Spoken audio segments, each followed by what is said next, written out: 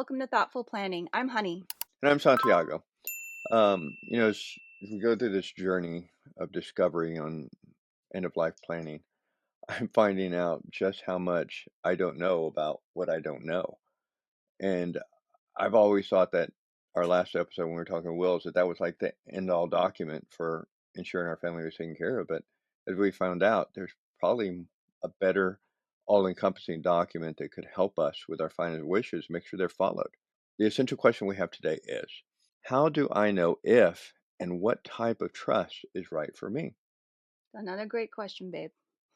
And we're in luck because today we are at episode 2 of our legal trilogy with Shawn McCammon, the estate planning guru from McCammon Law. If you thought wills were something, wait till you hear about trusts. They're like the Swiss Army knife of estate planning.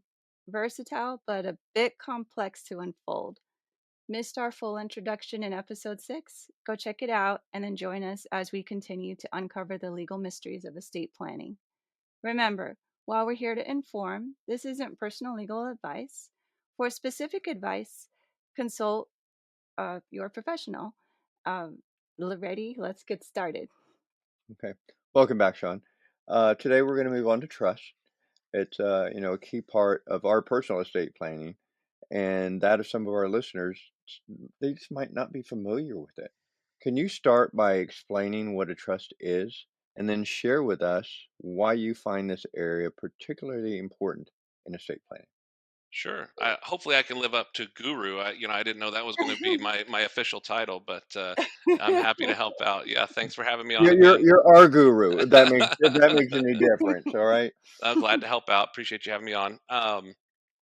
So yeah, I mean the reason in that last episode, I know we're not going to rehash all that, but we talked about estate planning and avoiding kind of the default probate system that the court has set up for you. And one of the tools that is most common to do that is a living trust. And I guess kind of my analogy that I usually use is, if you think of the trust as kind of like a bucket or a safe, when we update the title to, the house or to checking account, savings account, things like that into the person's name as trustee of the trust, it's still theirs to do with whatever we want. But because we've put it in that bucket, we've put it in that trust, whatever's in that bucket or trust is exempt from probate and court involvement or from the state deciding how things are going to be handled. So we don't have to go down that whole probate court route where we're hiring, probate attorneys and paying for probate petitions and publishing notice in the paper to creditors a lot of times and doing those kinds of things. We can keep things more private, streamline the distributions, get things done quicker, and avoid kind of the whole cost and delay associated with the court process. And so that's one of the reasons that we use a living trust primarily as kind of a probate avoidance tool. But a trust also, with those assets that are in the trust also sets up this legal obligation on your trustee, your successor trustee. You might name it, might be a child, it might be another trusted advisor or somebody like that, but it requires them to use all those assets for your care as long as you're alive too. So it helps protect you during any period of incapacity as well. And so, I just feel like when we have a living trust in place, we're checking off a lot of those boxes that we want to be able to check off, avoiding the state's default rules, keeping the state out of things, making things easy and as cost effective as possible for our heirs. They're going to have enough to deal with as it is, right? We want to make Mhm. things as simple as possible. Or protecting assets for kids, things like that. We can just do all of that within that one instrument, and so we're really accomplishing a lot by doing that kind of planning, I think. Mhm. Okay. That's what I really liked about it is one of the things I told my husband when we started all this is I want to make this as simple and easy as possible for our kids or each other, whoever goes first. Like, I want to make this as easy as possible. And so I thought when we met you that this was the route to go. Yeah, and Um, that's one thing a lot of people don't think of too. A lot of times, like you're saying, they're thinking about, well, when we're gone and our kids get this, and sometimes they forget that first step. What happens when something happens to one of us, right? We want to make things as easy on our surviving spouse as possible too. And instead of forcing them to go through the probate process and prove up wills at court and do all of that could be necessary, we can help avoid that with the trust planning too.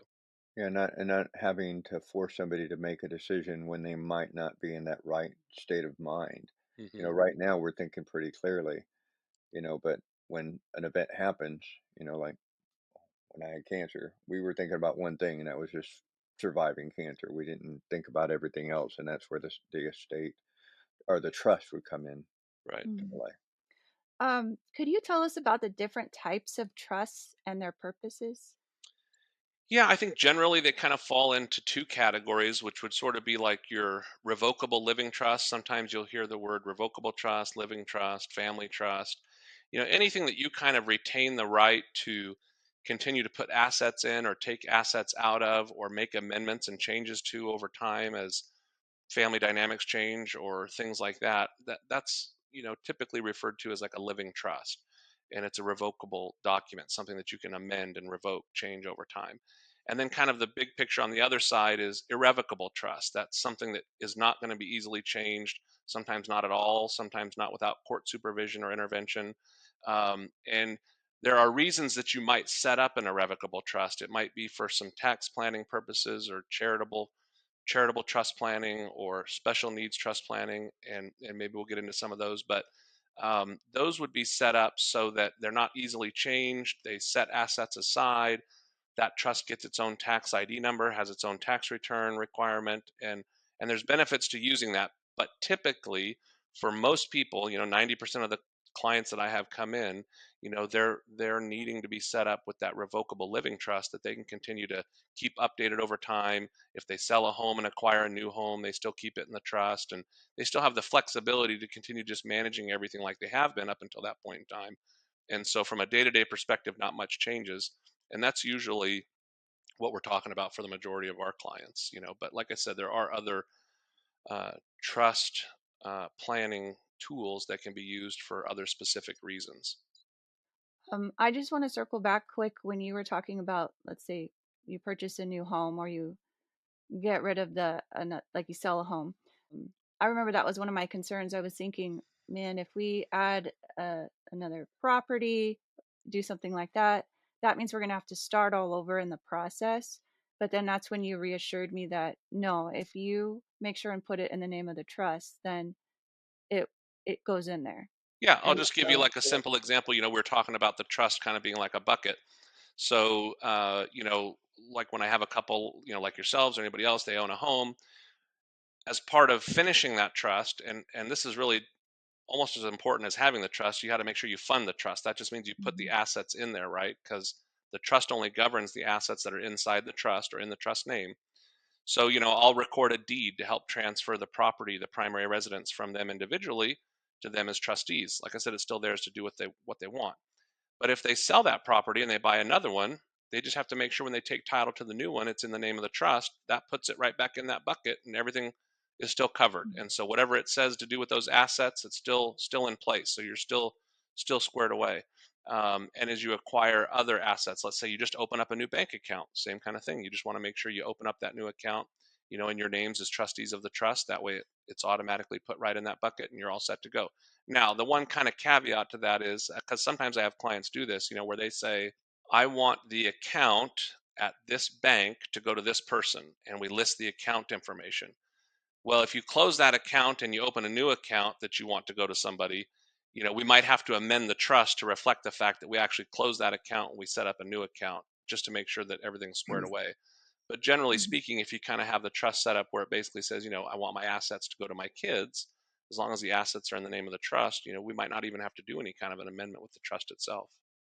Okay. um, Sorry, I Keep still up. want to circle back on this because one thing I remember when I went after we got all of our paperwork done, we went into your office and got the binder. Um, and then we were, there's post-its that were put on different pages to help us remember, like, you need to fund the trust. One thing I want to say is I really like the part where you handled the property portion for us. Hmm. Like, we didn't have to deal with that. And so that to me made a world of difference. Yeah. Now there are other things, yes, I still have to do or we have to do to fund the trust, like you said, but I like Hmm. also how you laid it out for us and you had the post-it notes.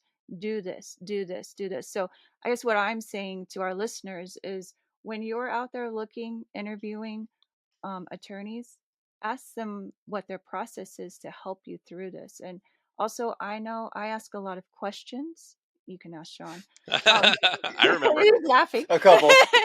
That's okay. And he he's very generous with giving me answers to my questions. So I just want to make sure and prepare our listeners. If you're out there shopping for an attorney, interviewing for an attorney, I hope you find that one that's like Shawn. Yeah. Well, I appreciate that. Thank you very much. And to just highlight with the point that you're driving home there, when you're talking about doing a trust, it's really a twofold event, right? It's getting the trust, and then it's getting those assets in the trust. Because if you don't get any of the assets in the trust, what do you still have?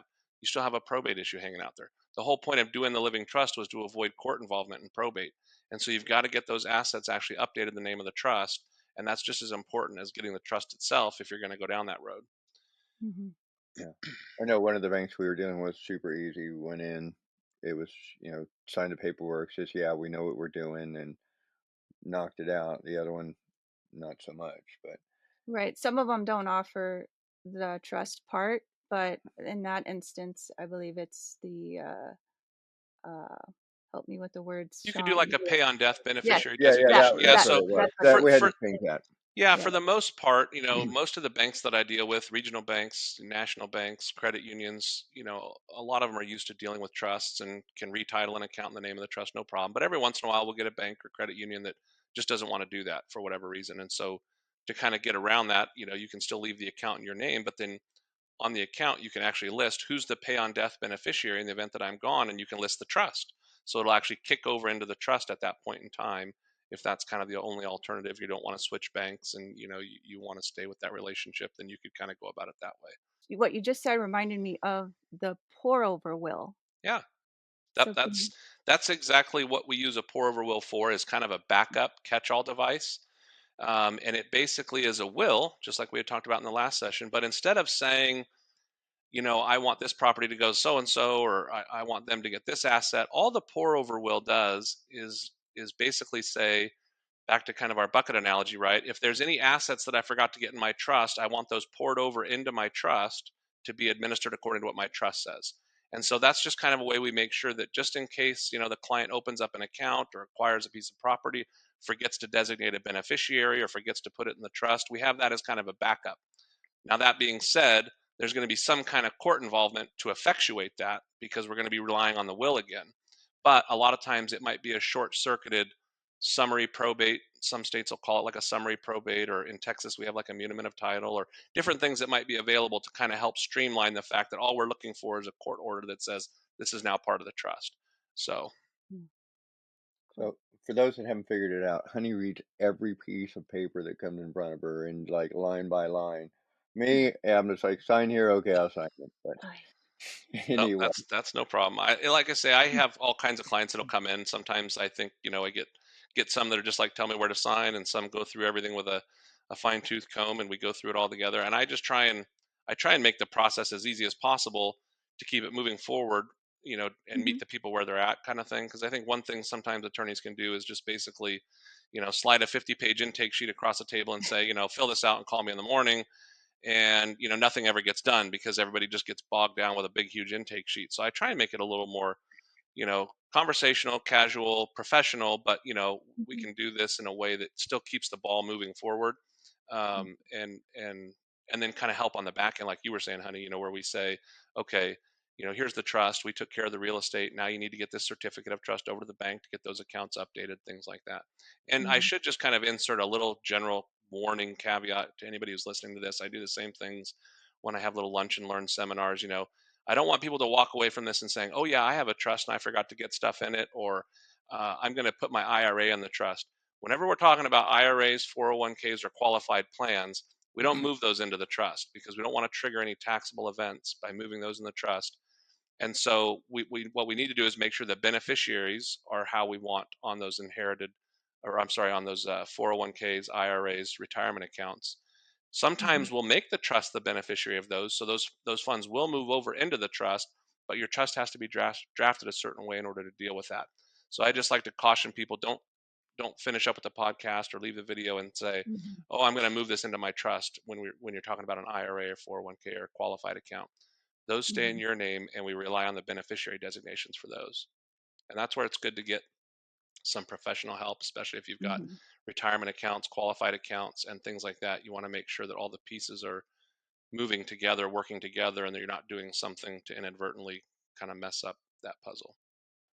Oh, so with that, and talking about taxes and stuff, we've got a situation or a question. It was a situation from one of our listeners. And again, I know that the advice that you're going to give when you're talking about this is relative to Texas or maybe even California, but just so they have an idea of where they need to go. So the first situation is this listener said they have a family member that's disabled or is on disability, and they'd like to leave the estate to them, but they don't want them to lose their disability or run into any other unforeseen financial issues, taxes, and all that stuff because of what they left them. What would be the best legal approach in your opinion? Yep, I think I see that fairly, regularly where a client will come in and maybe they have a child that's on Medicaid, or, somebody's got different health issues or been in an accident or whatever the case might be. They're receiving some kind of state assistance, and if they were to receive any kind of inheritance, the threshold is so low as to what will disqualify you from receiving those benefits that, even a small inheritance will take you off of that state assistance, and then you have to spend all that down on your care, and then you have to spend a year reapplying to get it all back, to get your benefits back. And so the main tool for kind of avoiding that, like what we do when we're doing living trust drafting for people, is we will include kind of a backup special needs trust in the trust itself, so that if any of the beneficiaries that you've named in your trust actually down the road end up, being on some kind of means tested program, their share could stay in your trust, for example, and be distributed a little bit at a time to supplement their needs without ever being a countable resource of theirs and knocking them off whatever program they may be on. So that's sort of like a standby special needs trust that's built into our general living trust. Sometimes we'll have clients who,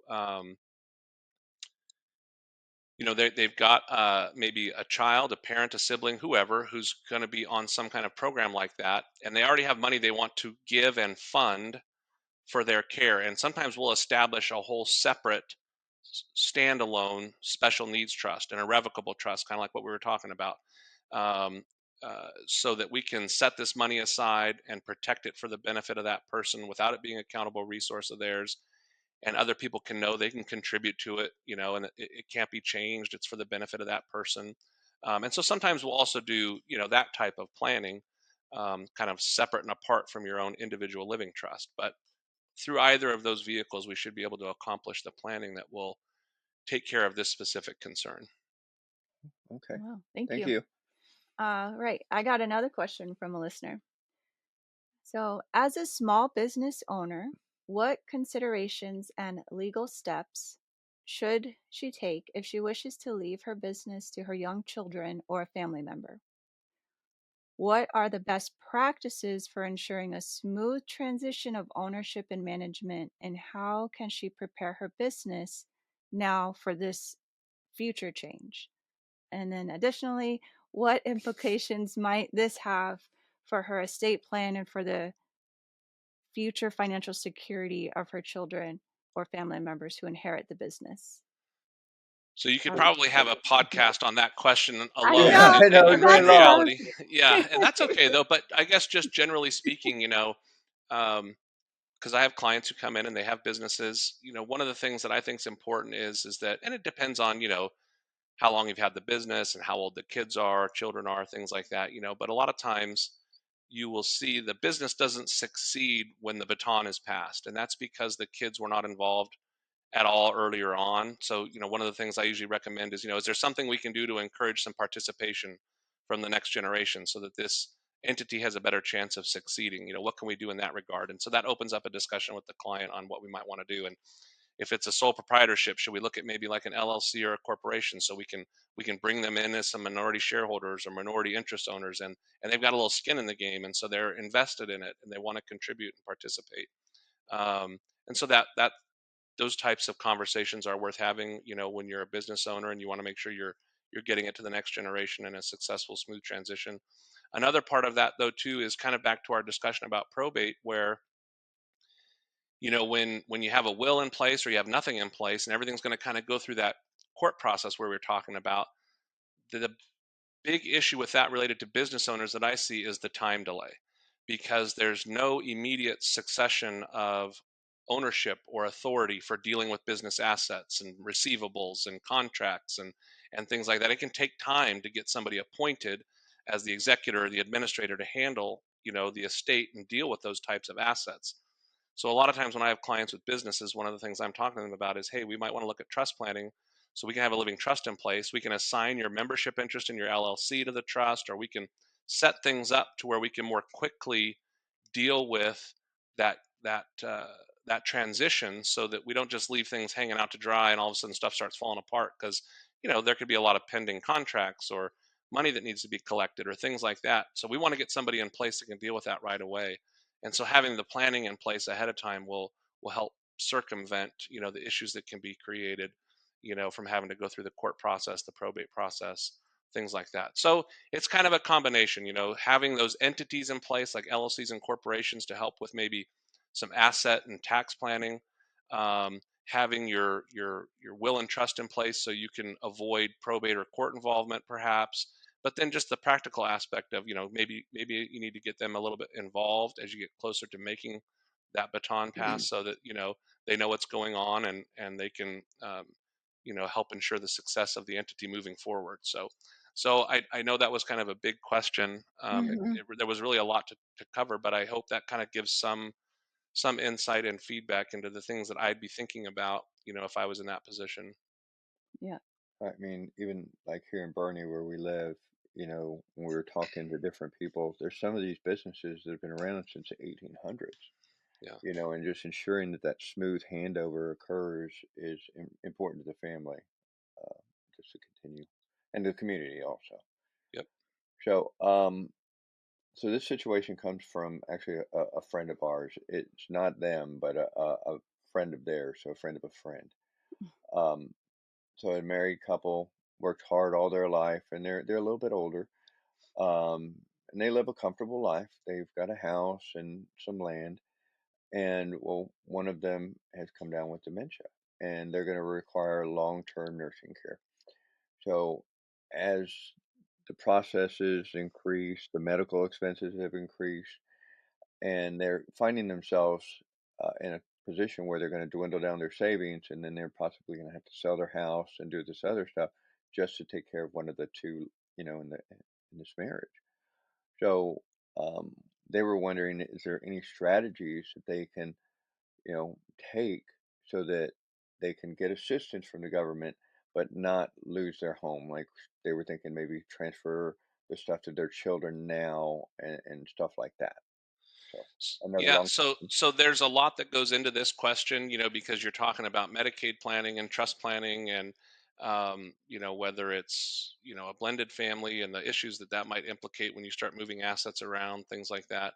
Um, and like I said, I do estate planning, but there's even kind of a more specialized subset, where attorneys focus specifically on Medicaid planning. So there's kind of a group of elder law attorneys. Typically, you'll hear like people in my position, like I will often call myself an estate planning attorney. But then if I have somebody who's solely focused on Medicaid qualification, planning, spending assets down, setting up trusts in order to move assets out of their name, a lot of times I'll actually refer them to a specific, elder law attorney or Medicaid planning attorney who can focus on these kinds of issues, because there are some tools that you can use, because in order to qualify for Medicaid and things like that, you're only allowed so much money in the bank, and so many assets and things like that. So there can be some trusts that get set up, that help deal with the income and assets from kind of a qualification standpoint, and then also to protect those assets when the person passes away. Medicaid doesn't try and claw everything back, and recover against the estate. So there are some tools that can be used. A lot of times I'll refer those clients to a specific elder law attorney or Medicaid attorney who can help do that, because one part of that is setting it up, and another part is really kind of helping to hold their hand after the fact and making sure that they're managing those trust property to not violate any of the rules. So there's kind of a certain set of staff members that you need in order to kind of do that sort of management on behalf of the clients. And so certain offices are set up to really kind of do that kind of thing.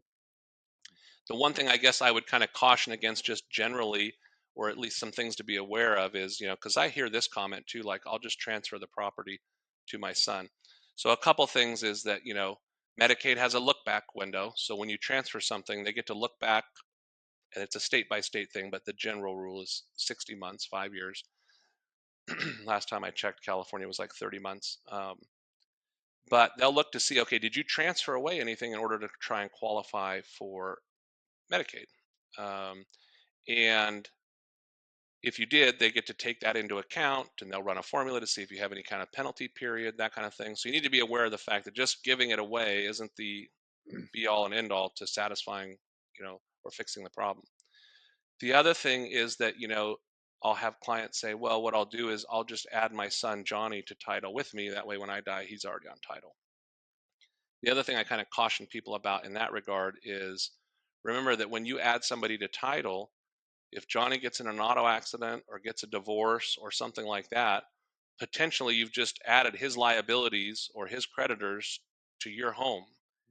And that liability may follow to that asset, right? When somebody's trying to collect on some kind of judgment. And so you want to be careful with that kind of thing. Also, too, in Texas, with our homestead laws, if you add somebody to title, you might mess up your homestead exemption. And so you could have some issues in that regard as well. And so those are just some things to be considering. I would encourage somebody who is at the point in time where they know they're going to need nursing home care within the next few years, probably worth consulting some kind of an elder law attorney who focuses on Medicaid planning, because they can analyze all the assets, all of the income, and determine what rules or what tools fit within Medicaid's rules to give them the best chance to A, qualify, and B, make sure we limit whatever recovery might be on the back end when the person's gone. So I hope that gives some insight into kind of what I'd be thinking or looking at with respect to all of that. But there's a lot of moving parts in any kind of Medicaid planning analysis. So That was a lot. Thank yeah, you. I guess we're gonna I have to tell them to do that old army adage. I'm gonna add a little funny in here. So CYA, call your attorney. call your Yeah, Call attorney. your attorney. There you there you go. go.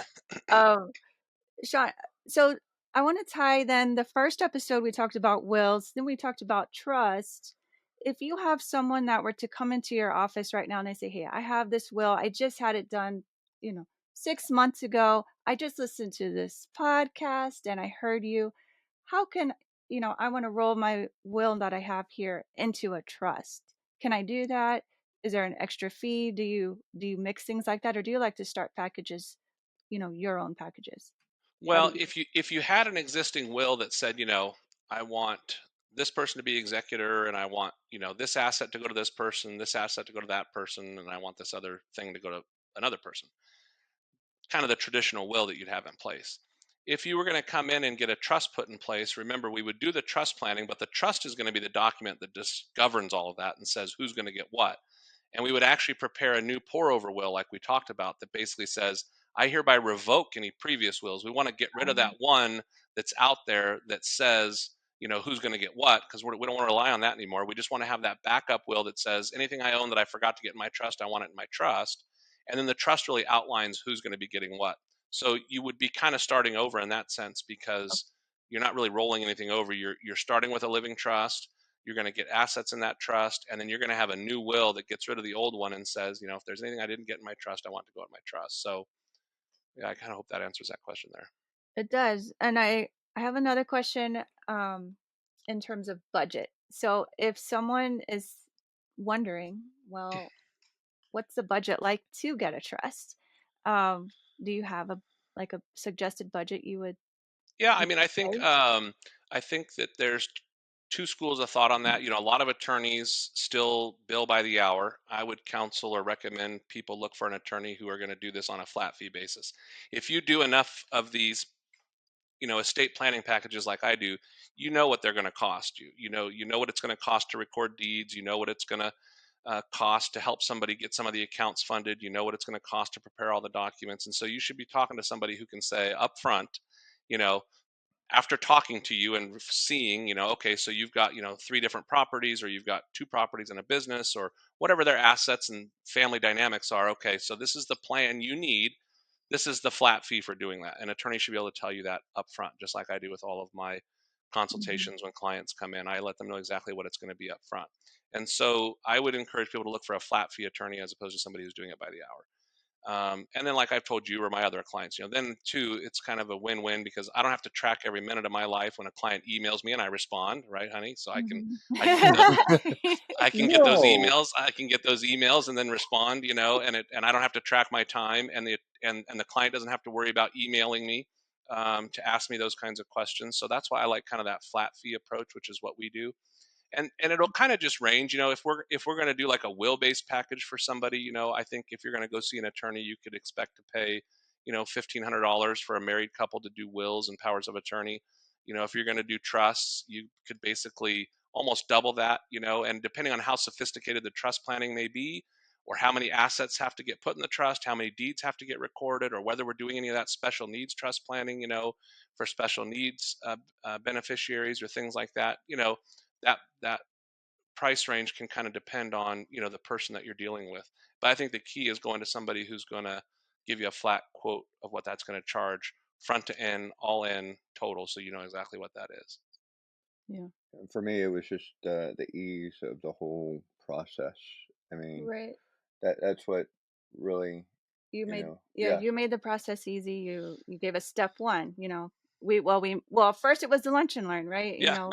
And then from there it was, hey, sign up and come talk to me, come meet me, and that's when I brought this guy with me, and How good was the food? he's still mad because I didn't Yeah, bring him yeah. food, but anyway, um, Yeah, I think, and and a little bit kind of just building on what we were just talking about too is, going to a flat fee mhm, attorney is going to do that, making sure that the person's going to, help handle some of that back end work like we were mhm, talking about, so that you don't just have somebody say, here's your trust and good luck now, right, but get those assets in there, get things funded. And I think what happens a lot of times, at least what my experience has shown, is that you'll see a lot of attorneys who, I mean, maybe it's like an oil and gas attorney and their website says they do wills, or you'll see a family law attorney or a corporate attorney and they say they do wills, and they really don't focus on estate planning per se. Everybody just kind of gets a cookie cutter will if they do that a lot of times, based on some of what I've seen. Not everybody, this is just kind of general speak, and I'm not mhm, speaking negative about anybody that offers a will for their clients, but I'm just saying, you know mhm, I've done a lot of it, experienced a lot of it through both the probate process or the trust administration process, or getting things set up for clients, and this is really all I kind of focus on. And so I think it's good for somebody to try and find somebody who focuses on the estate planning component, because they're so mhm, used to dealing with all this, the process becomes a little bit easier. Their office is set up to deal with the estate planning process. They're used to doing things on flat fees, and there's already enough hurdles to getting this done. We need to make the process as easy as possible so that people can actually get it checked off their to-do list. So I hope that made sense. It yes, does. And again, thank you, um, Shawn, for mhm, all of your invaluable insights on trust today. We're sure our listeners will find it as enlightening as we have, and the fact that we kept going back to you because you're a great guy, and somebody kept emailing you all hours of the night, it seemed like. And we're looking forward to our next episode of the legal trilogy. Will you share with our audience the best way for them to get in contact with you once more? Yeah, absolutely. I think the easiest way is just going to our website. It's texas-estateplanning.com. It's got our phone number, our address, a bunch of articles and blog resources, if you just want to look up some other information. And then that'll give you all of our contact info, best way to reach us, set up a consultation or whatever. Cool. So let's circle back to that essential question. Um, how do I know if and what type of trust is right for me? well, until next time, remember every chapter you write today shapes your legacy tomorrow. Thank you for joining us at Thoughtful Planning.